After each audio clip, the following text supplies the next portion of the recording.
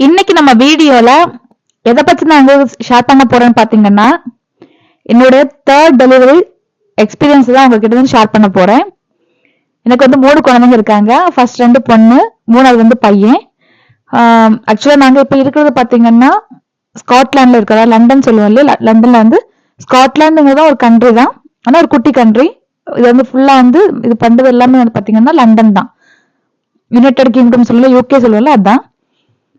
இங்க வந்து third delivery வந்து நாங்க யூகேல தான் வந்து பார்த்தோம். இங்க வந்து நிறைய நம்ம ஊரை கம்பேர் பண்ணும்போது நம்ம ஊருக்கும் இங்க பார்க்கக்கூடிய டெலிவரிக்கு வந்து நிறைய சேஞ்சஸ்ல டோட்டலா 100% வந்து மொத்தத்துல சேஞ்சா தான் இருக்கு. நல்லா பார்த்துப்பாங்க, ஃபுல் சாட்டிஸ்ஃபைடா இருக்கும். இதை பார்க்கும்போது இன்னொரு குழந்தை பெற்றுக்கலாம் அப்படிங்கிற மாதிரி தோணும் நமக்கு.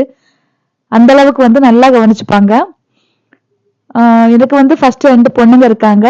பெரிய பொண்ணு பாத்தீங்கன்னா ஊர்ல வந்து எல்கேஜி யூகேஜி முடிச்சுட்டு வந்தோம். இங்க P2 அப்படின்னு சொல்லுவாங்க ஃபர்ஸ்ட் ஸ்டாண்டர்ட. அவங்க P2 போயிட்டு இருக்காங்க. இன்னொரு 1 மந்த்ல முடிஞ்சிடும். நம்ம ஊர்ல வந்து மே வந்து சம்மர் ஹாலிடேஸ் கொடுப்பாங்க. இங்க வந்து ஜூலை ஆகஸ்ட்ல வந்து சம்மர் ஹாலிடே. இப்போ வந்து போயிட்டு இருக்காங்க கரண்டா. எனக்கு தேர்ட் பேபி பிறந்து பாத்தீங்கன்னா கரெக்டா 2 மந்த்ஸ் ஆகுது இன்னையோட. எனக்கு வந்து மார்ச் 29 வந்து குழந்தை பிறந்துச்சு. இன்னைக்கு பாத்தீங்கன்னா மார்ச் ஏப்ரல் மே 29 ஆகுது. மே 30 ஆயிடுச்சு. இன்னைக்கு 30 குழந்தை பிறந்துச்சு, பாய் பேபி. ஆக்சுவலா நமக்கு ட்ரீட்மெண்ட்டே பாத்தீங்கன்னா டோட்டலா டிஃப்ரெண்டா இருக்கும். அங்க நம்ம ஊர்ல வந்து பாத்தீங்கன்னா ஃபர்ஸ்ட் நமக்கு இன்கேஸ் நம்ம வந்து நாங்க கன்சீவா இருக்கோம் அப்படின்னு கன்ஃபார்ம் நம்ம எல்லாருமே வீட்டுல என்ன பண்ணுவோம்னு சொன்னா அந்த பிரெக்னன்சி கிட்ல போட்டு பார்த்துட்டு ஹாஸ்பிட்டலுக்கு போவோம். அதே மாதிரி தான் நானும் போனேன். இங்க வந்து உடனே போக முடியாது. இங்க நாங்க வந்து நம்ம அங்க ஜிபின்னு சொல்லுவாங்க, அங்க வந்து போயிட்டு நம்ம நிறைய வந்து அப்ளை பண்ணணும். எல்லாமே அப்ளை பண்ணி ப்ராப்பரா நம்மளோட பாஸ்போர்ட் எல்லாமே நம்ம எந்த சிச்சுவேஷன் அப்படின்னு எல்லாமே பார்ப்பாங்க. அதெல்லாம் பார்த்ததுக்கு அப்புறமா தான் நமக்கு வந்து அப்பாயின்மெண்ட் கொடுப்பாங்க என்னைக்கு அப்படின்னு சொல்லிட்டு. ஆக்சுவலா கன்சீவ் ஆகி 3வது மாசம் தான் எனக்கு வந்து அப்பாயின்மெண்டே கொடுத்தாங்க எங்களுக்கு. நாங்க வந்து போயிட்டு ஸ்கேன் எடுக்க சொன்னாங்க. 3rd month scan, 5th month scan 2 scan மட்டும்தான் அங்க உண்டு. இன்கேஸ் ஏதாச்சும் பேபிக்கு ப்ராப்ளமா இருக்கு, இல்ல அம்மாவுக்கு ஏதாச்சும் பிரச்சனையா இருக்கு அப்படின்னு சொன்னா மட்டும் அவங்க அதுக்கப்புறம் ஸ்கேன் எடுக்க சொல்லுவாங்க. இல்ல அப்படின்னு சொன்னா அந்த 3rd month scan 1, 5th month scan 1 அவ்வளவுதான். இந்த 2 ஸ்கேன் மட்டும்தான். பட் மற்றபடி மாசம் வந்து நம்ம செக்கப்புக்கு போகலாம், போயிட்டு வரலாம். அதுக்கப்புறமா நம்ம ஹாஸ்பிட்டல்லாம் நம்ம ஒரு ஹாஸ்பிட்டல்லாம் பாத்தீங்கன்னா டேட் இப்போ ஒரு டேட் கொடுத்துருக்காங்கன்னு சொன்னா அந்த டேட்டுக்கு முன்னாடியே நமக்கு வந்து பெயின் வந்துடும். சம்டைம்ஸ் பெயின் வரல அப்படின்னா இந்த டேட்ல வந்து அட்மிட் ஆயிருங்க அப்படின்ட்டு சொல்லுவாங்க. இல்லைன்னா நமக்கு வந்து இந்த மாதிரி ஆயிரம், அம்மாவுக்கு இப்படி ஆயிரம், குழந்தைக்கு இப்படி ஆயிரம்னு சொல்லிட்டு நமக்கு வந்து ஒரு இமோஷனல் பிளாக்மெயில் பண்ண மாதிரி பண்ணுவாங்க. அது சம்டைம்ஸ் உண்மையா கூட இருக்கலாம், எனக்கு தெரியல எனக்கு. ஏன்னா எங்க வீட்டுல எங்க அக்காங்களுக்கு நடந்தது வந்து நான் பார்த்திருக்கேன். அது வந்து உண்மை கிடையாது. அவங்க காசுக்காக வந்து பண்ணது சில ஹாஸ்பிட்டல்ல பண்ணாங்க. அதனாலதான் நான் வந்து அதை சொல்றேன். நிறைய ஹாஸ்பிட்டல் வந்து காசுக்காக வந்து ஆப்ரேஷன் பண்றாங்க, சி செக்ஷன் பண்ணிட்டு இருக்காங்க. எனக்கு பாத்தீங்கன்னா ஊர்லயுமே நான் வந்து ஃபர்ஸ்ட் 2 பேபிஸ் வந்து நார்மல் தான் எனக்கு ஆச்சு. இங்க கேட்பாங்க. இங்க மோஸ்ட்லி நம்ம ஃபாரின் கண்ட்ரீஸ்ல எல்லாம் மோஸ்ட்லி பாத்தீங்கன்னா நார்மல் டெலிவரி தான் ட்ரை பண்ணுவாங்க 99%. ஏதோ காம்ப்ளிகேட்டடா இருந்தா மட்டும்தான் சிசேரியனுக்கு ட்ரை பண்ணுவாங்க. மற்றபடி வந்து பண்ணவே மாட்டாங்க. 99% வந்து நார்மலுக்கு தான் ட்ரை பண்ணுவாங்க. எனக்கு வந்து ஆல்ரெடி நமக்கு நார்மல்ங்கிறதுனால வந்து அவங்க பெருசா இது பண்ணிக்கவே இல்லை. 5th மந்த்துக்கு வந்து ஸ்கேன் பண்ணிட்டு மாசம் வந்து நமக்கு செக்அப், மாத்திரை, டேப்லெட்ஸ் எல்லாமே கொடுப்பாங்க. எனக்கு ஆல்ரெடி தைராய்டு இருக்கிறதுனால தைராய்டு டேப்லெட்டும் கொடுத்துருந்தாங்க சாப்பிட்றதுக்கு.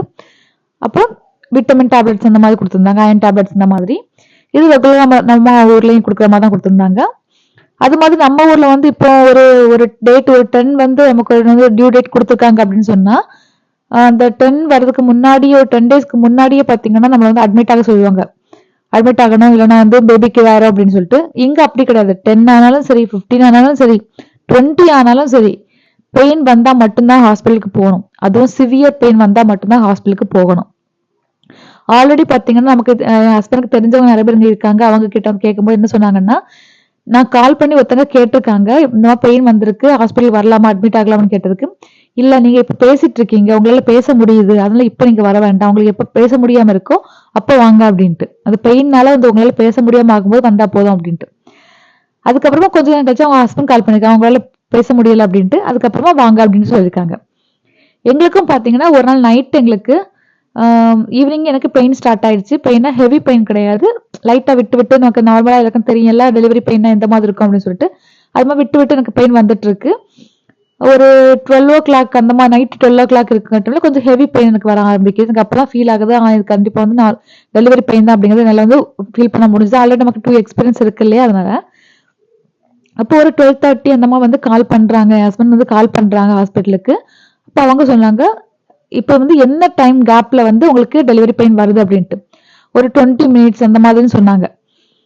அதுக்கப்புறமா வந்து ஒரு 5 to 6 மினிட்ஸ் அந்த மாதிரி கேப்ல வந்து டெலிவரி பெயின் வந்துச்சுன்னா, அந்த விட்டு விட்டு வந்துச்சுன்னா வந்து நீங்க உடனே வாங்க அப்படின்னு சொல்றாங்க.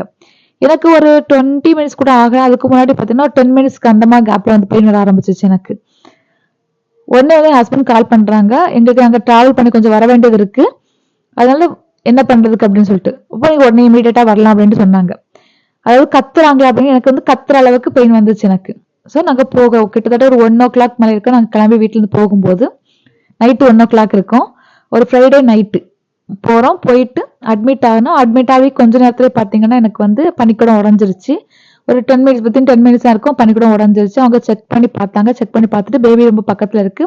ஃபியூ மினிட்ஸ்ல வந்து டெலிவரி ஆயிரும் அப்படின்ட்டு சொன்னாங்க. அதுக்கப்புறமா எனக்கு பெயின் ரொம்ப ஜாஸ்தி ஆயிட்டு வேற எதுவுமே பண்ணல. நம்ம ஊர்லன்னு சொல்லியாச்சுன்னா கையில இருக்க நகையெல்லாம் கழட்டி கொடுங்க, கொலுசு போடக்கூடாது, செயின் போடக்கூடாது, மோதிரம் போடக்கூடாது, எதுவுமே நிறைய சொல்லுவாங்க. நான் நான் வந்து ஃபர்ஸ்ட்ல நினைச்சிட்டு போனேன் என்னோட பேங்கிள்ஸ் எல்லாம் கலத்தி அம்மா கிட்ட கொடுத்துட்டு போயிடணும் அப்படின்ட்டு. ஆனா எதுவுமே அந்த மாதிரி அவங்களே சொல்லல எனக்கு. நானும் எதுவும் பண்ணல. அந்த டென்ஷன்ல எனக்கு மறந்துருச்சு ஆக்சுவலா எனக்கு. அவங்க எதையுமே அது மைண்ட் பண்ணிக்கல. எனக்கு போன உடனே வந்து யூரின் டெஸ்ட் கொடுங்க அப்படின்னு சொன்னாங்க. எனக்கு ஃபர்ஸ்ட் என்ட்ரான உடனே யூரின் டெஸ்ட் கொடுத்துட்டு ஒரு ரூம்ல படுக்க வச்சாங்க. படுக்க வச்ச உடனே பாத்தீங்கன்னா எனக்கு படுத்து ஒரு 2 மினிட்ஸ்ல எனக்கு வந்து பனிக்குடம் உடைஞ்சிருச்சு. உடைஞ்ச உடனே வந்து ரொம்ப வந்து ரொம்ப வந்து நல்லா வந்து நம்ம பாசிட்டிவா திங்க் பண்ண வைப்பாங்க இங்க ஹாஸ்பிட்டல் இருக்கக்கூடிய நர்ஸ். மோஸ்ட்லி வந்து இங்க டாக்டர்ஸ் வர மாட்டாங்க. நர்ஸ் தான், சீனியர் நர்ஸ் தான் நம்மள வந்து பார்ப்பாங்க. ரொம்ப வந்து கிரிட்டிக்கலா இருந்தா மட்டும்தான் டாக்டர்ஸ் அந்த மாதிரி வருவாங்க. நான் இது வரைக்கும் இந்த ஹாஸ்பிட்டல் டாக்டர்ஸ் யாரும் பெருசா பார்த்தது கிடையாது. நர்ஸ், சீனியர் நர்ஸ் தான் வந்து நமக்கு வந்து ட்ரீட்மெண்ட் பண்ணுவாங்க மோஸ்ட்லி. அதுக்கப்புறமா பாத்தீங்கன்னா என்ன நடந்துச்சுன்னா, அந்த பனிக்குடம் உடைஞ்சிச்சு அப்படின்னு சொன்னோன்னா வந்து சூப்பர் அப்படின்னு சொல்லிட்டு இப்போ சீக்கிரமா டெலிவரி ஆயிரும் அப்படின்னு சொல்லிட்டு குழந்தை வந்து இன்னும் ஃபியூ மினிட்ஸ்ல வந்து குழந்தை பிறந்துரும் அப்படின்னு சொல்லிட்டு என்ன இன்னொரு ரூமுக்கு மாத்துறாங்க. மாத்த போகும்போதே ஸ்ட்ரக்சர்ல ஏற்றி கூட்டு போகும்போது நான் அவ்வளோ கத்துறேன். நான் ரொம்ப வந்து கத்தி அழுறேன். என்னால் பெயின் தாங்க முடியல. டெலிவரி பெயின் வந்து எல்லாருக்குமே தெரியும் எப்படி இருக்கும் அப்படின்னு சொல்லிட்டு ரொம்ப கத்துறேன். கத்தி அழுதுட்டு படுக்க வச்சாங்க. படுக்க வச்சுட்டு பேபி தலை தெரியுது, கொஞ்சம் கொஞ்ச நேரத்துலேயே வந்து பிறந்துரும் அப்படின்னு சொல்லிட்டு சொல்றாங்க. ஆக்சுவலா இது வந்து நடக்குது பாத்தீங்கன்னா ஒரு நாங்க வந்து ஒரு 2:15 இந்த மாதிரி வந்து ஹாஸ்பிட்டல் ரீச் ஆயிட்டோம். நாங்க போயிட்டு கொஞ்ச நேரத்துல வந்து எனக்கு பெயின் ரொம்ப ஜாஸ்தி ஆயிட்டு டெலிவரி பாக்குறதுக்காக வந்து அந்த நைட் டைம்லயே அது வந்து நைட் டைம்னால நர்ஸ் எல்லாமே வந்து வந்துட்டாங்க. ஒரு சீனியர் நர்ஸ் இருக்காங்க. மற்ற 2 சின்ன பொண்ணுங்க மாதிரி இருந்துச்சு. பட் அவங்களும் நல்லா பார்த்தாங்க, டெலிவரி பார்த்தாங்க. இந்த டைம்ல நமக்கு ஒரு ரொம்ப பெயின் தாங்க முடியாம இருக்குங்கிற பட்சத்துல வந்து ஒரு இன்ஜெக்ஷன் போடுறதுக்கு நம்ம கிட்ட கேட்பாங்க. நமக்கு ஓகே போடலாம் அப்படின்னு சொன்னா மட்டும் நமக்கு போடுவாங்க. இது எல்லாமே பாத்தீங்கன்னா நமக்கு ஆல்ரெடி நம்ம வந்து செக்கப் போகும்போதே ஹாஸ்பிட்டல்ல வந்து கேட்டிருப்பாங்க. கூட வந்து அட்டெண்டர் வந்து 2 பேர் இருக்கலாம் அப்படின்னு சொல்லியிருப்பாங்க. எனக்கு வந்து என் ஹஸ்பண்ட் எங்க அம்மாவும் இருக்கலாம் அப்படின்னு சொல்லியிருந்தோம். ஏன்னா அம்மா அப்பா ஊர்ல இருந்து வந்திருந்தாங்க எனக்கு டெலிவரிக்காக. அதுக்கப்புறம் பாத்தீங்கன்னா 2 பேர் மட்டும் தான் இருக்க முடியும். டெலிவரி முடிச்சதுக்கு அப்புறம் ஒருத்தங்க மட்டும் தான் கூட இருக்கணும். வேற யாரும் இருக்கக்கூடாது. அம்மா, குழந்தை கூட ஒருத்தங்க இருந்துக்கலாம். அது ஹஸ்பண்டோ இல்ல அம்மாவோ யாராச்சும் ஒருத்தங்க இருந்துக்கலாம். அப்ப பாத்தீங்கன்னா அந்த நமக்கு பெயினுக்கு வந்து ஊசி போடலாம், ஒரு இன்ஜெக்ஷன் போடலாம் கேட்பாங்க. நான் வந்து வேண்டான்னு சொல்லிட்டேன். ஏன்னா அது வந்து மேபி சைடு எஃபெக்ட் இருக்கலாம் அப்படின்னு சொல்லிட்டு வேண்டாம் அப்படின்னு சொல்லிட்டேன், தாங்கிக்கிறேன் அப்படின்ட்டு. அதுக்கப்புறமா ஒரு ஹெவி பெயின் வந்துச்சா ஹீலியம் கேஸ் வந்து நம்மள வந்து பிரீத் பண்ண மூச்சு வந்து இழுத்தெடுக்க சொல்லுவாங்க.